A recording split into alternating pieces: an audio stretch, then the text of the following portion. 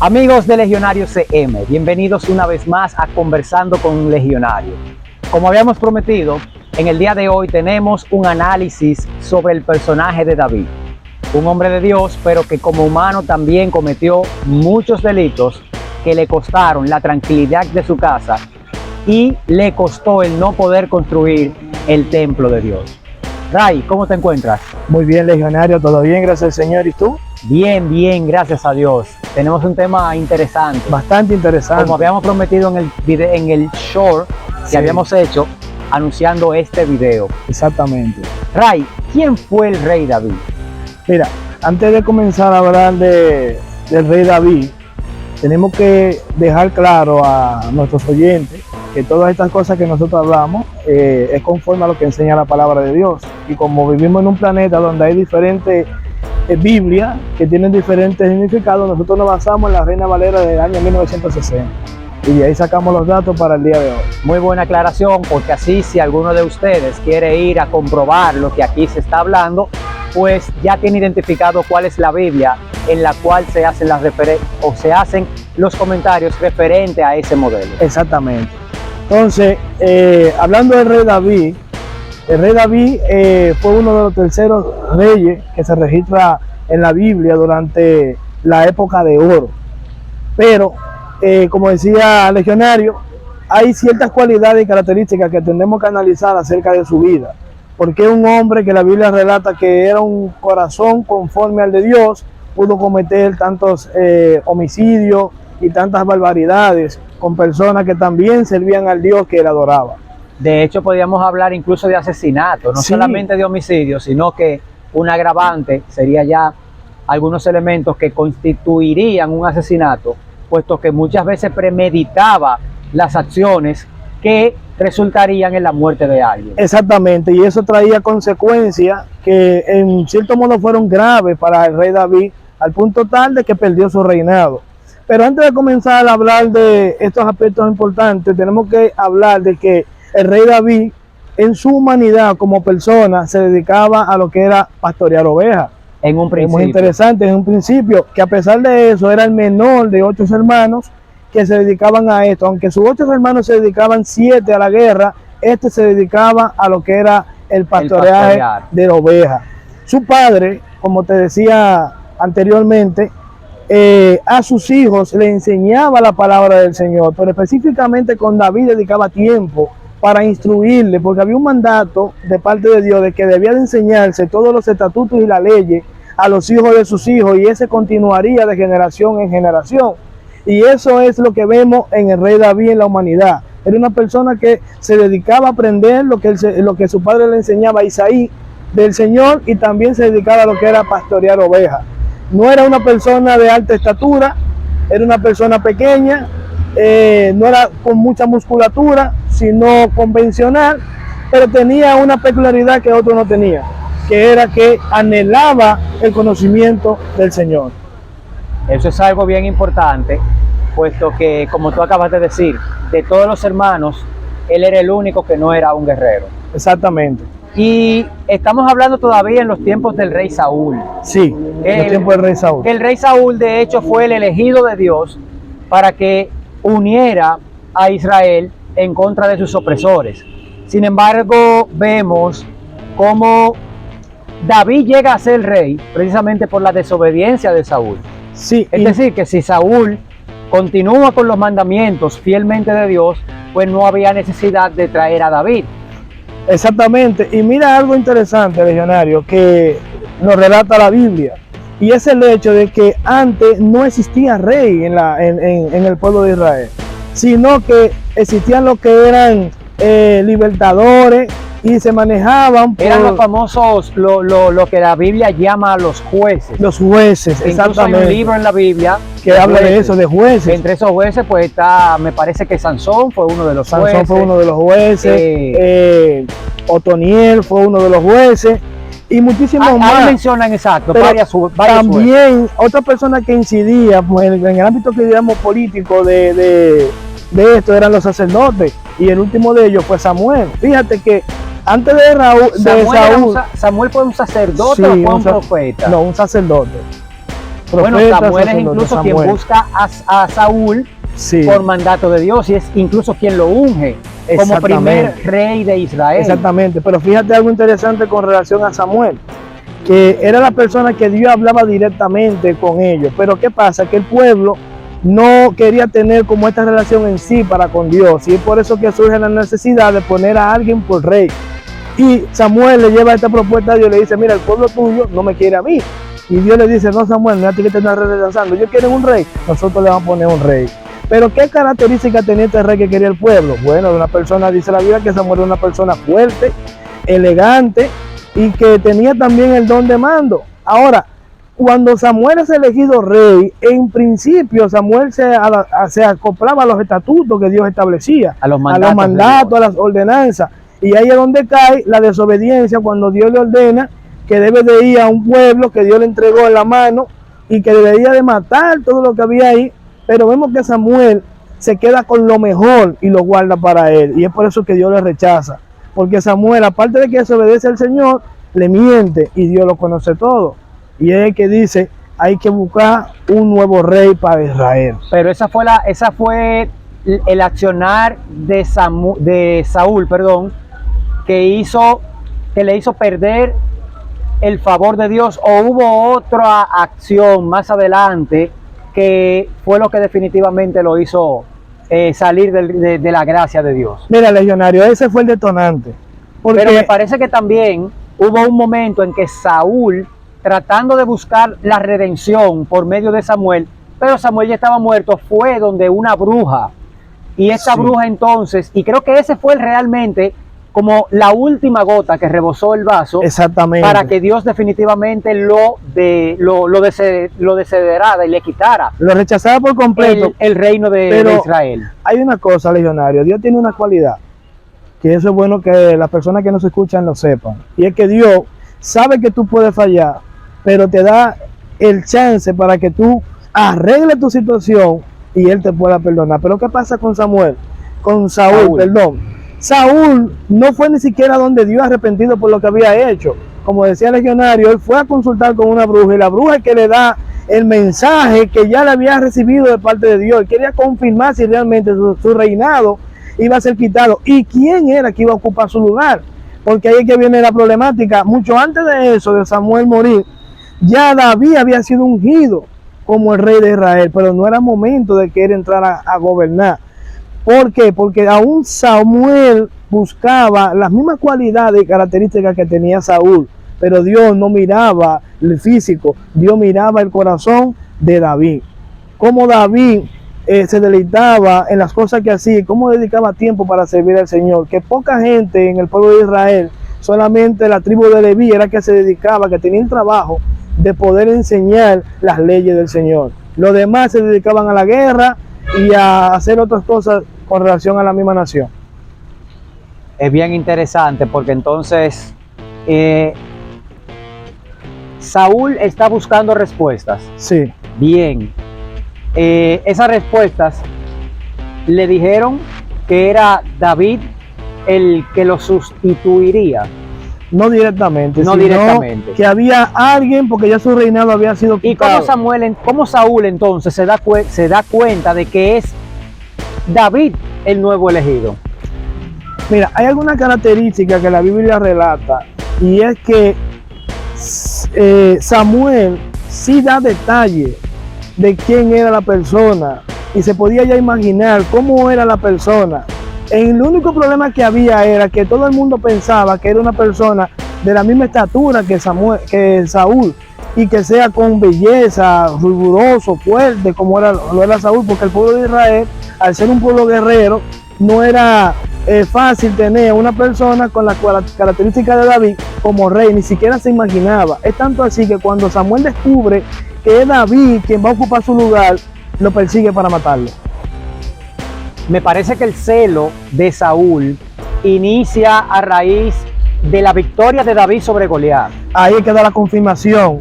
Ahí fue que confirmó, o sea, él tenía dudas hasta ese momento, pero confirmó que el nuevo rey sería Saúl en ese momento. Sí, mira, legionario, ¿qué es lo que sucede?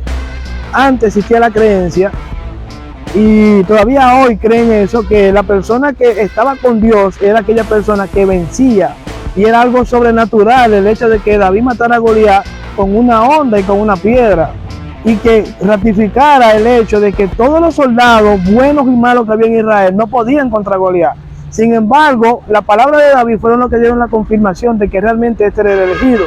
Cuando él le dice que él venía para él con espada, danza y bajalina, pero que él va contra Goliat en el nombre del Señor, era así que él peleaba como representante de Dios. ¿Y quién era el representante de Dios para Israel? Primero él el sacerdote y luego él el rey. ¿Cómo Dios entonces hablaba con un simple pastor de ovejas? Entonces hay que se da la confirmación de que David era quien iba a ocupar el reinado de Dios en el pueblo de Israel. Tenemos entonces que luego de la confirmación, como tú has dicho, inicia una persecución de Saúl hacia David, claro que sí, donde David incluso tiene que refugiarse en los enemigos de Israel. Sí. Por ejemplo, él tuvo que refugiarse bajo la corte del rey Aquís, que sí, era filisteo. Sí. O sea, los enemigos acérrimos de Israel, uno de los peores enemigos de los israelitas, los filisteos, David tiene que ir a refugiarse allá por la persecución tan intensa y tan agresiva que Saúl tenía en contra de él. Y en base a esa persecución que Saúl hizo en contra de él, Dios aún más ratificó el mensaje que había dado por medio de su profeta. Y Saúl fue incluso anunciado de que llegaría el momento en que él iba a ser arraigado de la tierra por la desobediencia. Y es tanto así que Saúl, cuando estaba en el hecho de persecución de David, era atormentado por un demonio, y este demonio era lo que decía: había que destruir a David a cualquier costa. ¿Por qué? Porque te está quitando tu reinado.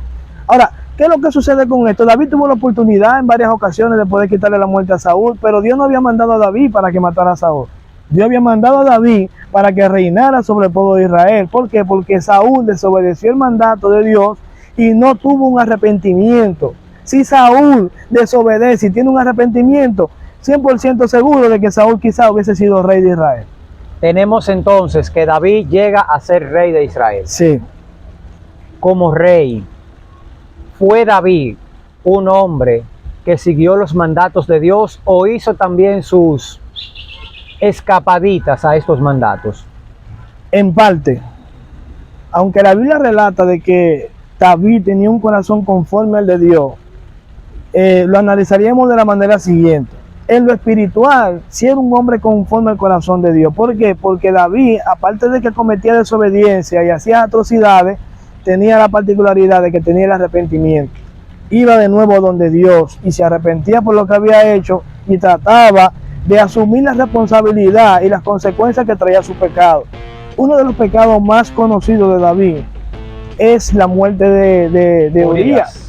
Urías elitita. Cuando manda a Urías al frente del batallón para que sea asesinado, y a pesar de eso convive con la mujer de él, porque el hecho no fue de que él tuviera relaciones con la mujer de Urías y que lo mandara a matar, sino que él se quedó con ella como esposa y tuvo hijos con ella. Es que se enamora de la mujer de Urías, aún sabiendo que era la esposa de uno de sus mejores soldados, porque Urías era uno de sus mejores soldados. Cuando lo manda entonces al frente, no lo hace con la intención de, como soldado que es, yo quiero que me luche ahí porque puedo ganar, sino con la intención de matarlo, de que sea muerto en batalla. Es que, legionario, para quedarse con ellos. De hecho, de esa relación de adulterio, de fornicación, porque tampoco era su esposa para tener relaciones con ella. No. Queda embarazada. Exactamente. ¿Qué consecuencias tuvo para David esos desmanes carnales que tuvo? Por ejemplo, en la trama para matar a Urías. Mira, lo primero es que... ¿Qué sucedió con el hijo, con el embarazo de murió. El primer hijo de David con la mujer de Urías murió. El segundo no, el segundo fue el próximo rey. Pero ¿qué es lo que sucede? Que ahí marcó el inicio del destierro, quizás podríamos decir, o de la destitución del reinado de David. Ese fue parte esencial para David, ya no ser un hombre conforme al corazón de Dios, sino un hombre que ha cometido desobediencia delante de Dios, siguiendo los mismos patrones que había seguido el rey Saúl. Y eso es lo que destituye a David como rey. Y la consecuencia de David conforme a ese pecado de cometer asesinato, de cometer adulterio y de aún quedarse con las cosas que no le corresponden a él, lo llevaron a él a tener en contra suya hasta sus propios hijos. Bueno, de ahí es que viene cuando le dice entonces que la espada nunca se apartó de la casa de David. No. Ahí vemos como los hijos empiezan a matarse unos con otros, al grado tal que su sobrino Joán, me parece que es, comandante también de los ejércitos de Saúl, él le dice, cuando a Absalón se le revela, él le dice: Joán, si puedes traerme con vida a mi hijo, sí, si puedes salvarle la vida, no lo dejes morir. Exactamente. Sin embargo, todo lo contrario, Joán tuvo la oportunidad de salvarlo y decidió quitarle la vida. Darle muerte. ¿Por qué? Porque él tenía una obligación, y la obligación era de proteger al rey. Absalón no era rey para ese momento, quien era rey era David. Entonces, por más que David le dijera cualquier mandato, él tenía que cumplir lo que le establecía su normamiento, que era proteger al rey. Él no podía llevar a Absalón con vida ante David porque intentó matarlo. Pero, ¿qué es lo que sucede con la vida de David? Que es algo que debemos de notar. Fíjense que la Biblia no lo deja fuera, la historia, sino que nos lo presenta, y nos lo presenta como uno de los grandes ejemplos de la iglesia cristiana que profesa a Jesucristo, como para no volver a cometer ese pecado. O sea, lo pone como un ejemplo de lo que no debemos hacer. De lo que no debemos hacer. Es tanto así que, para enlazar este poquito aquí, el apóstol Pablo le dice a la iglesia que está en Roma eso mismo, que las cosas que se escribieron antes fueron para nuestra enseñanza, para que nosotros no las volvamos a cometer. Pero si analizamos la vida de David, David cometió casi los mismos pasos que hizo Saúl, y eso le costó muy caro, porque no solamente tuvo como consecuencia que la espada jamás se apartara de su casa, sino que también le costó el no poder construir el templo de Jerusalén. Exactamente. Sino que esa encomienda recayó sobre su hijo, porque él mismo ya tenía las manos manchadas. Entonces Dios no le permitió que construyera su templo. Y no tanto eso, ya Dios tuvo la particularidad con David de anunciarle directamente quién era que iba a ocupar su lugar, quién era que iba a construir el templo de adoración de Dios, que no lo hizo con Saúl, sino que con David se puede ver que Dios tenía realmente una relación especial con él. Dios tenía una relación tan especial con él que, a pesar de que David se arrepentía de todo, Dios lo castigaba, Dios siempre le demostró a David que estaba con él. Y un hecho interesante de esto es decirle a él: mira, quien va a gobernar después de ti es tu hijo Salomón. Quien va a construir mi templo es tu hijo Salomón.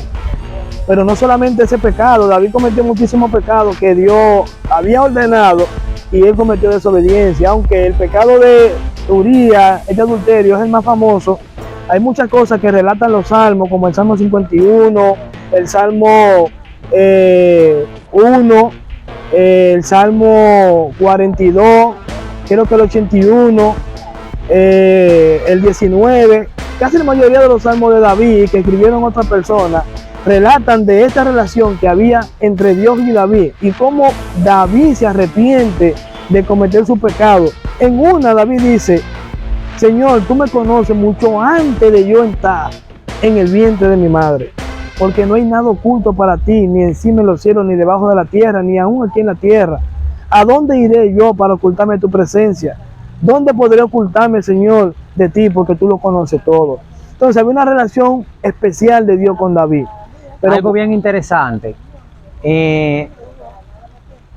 cuando David muere, ¿cómo muere David? ¿Cómo era su relación con Dios? David ya estaba perdonado. David, la Biblia dice si David va al cielo, o simplemente lo deja como que murió y se acabó. Fíjate algo, la Biblia no relata de que aquellas personas que murieran tendrían algún destino.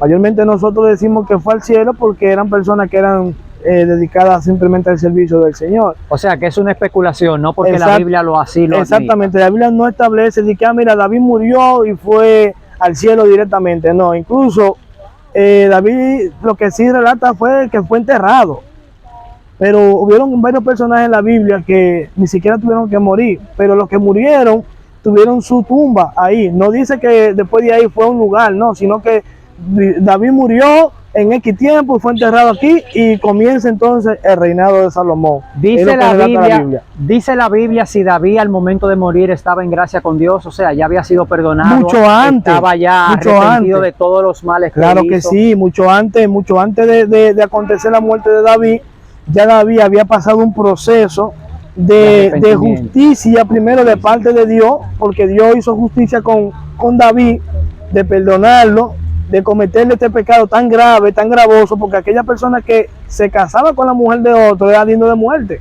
tenía que ser apedreado, porque faltó a la ley de Dios. Sin embargo, Dios tuvo misericordia para con David. Aparte de perdonarle, le dio nueva oportunidad, porque David podía ser arraigado en ese mismo momento de parte de Dios. Pero fíjense que la Biblia relata que David fue a adorar a Dios al templo que había en ese momento, y le pidió, rasgó su vestidura diciéndole a Dios, yo estoy realmente arrepentido de lo que yo he cometido.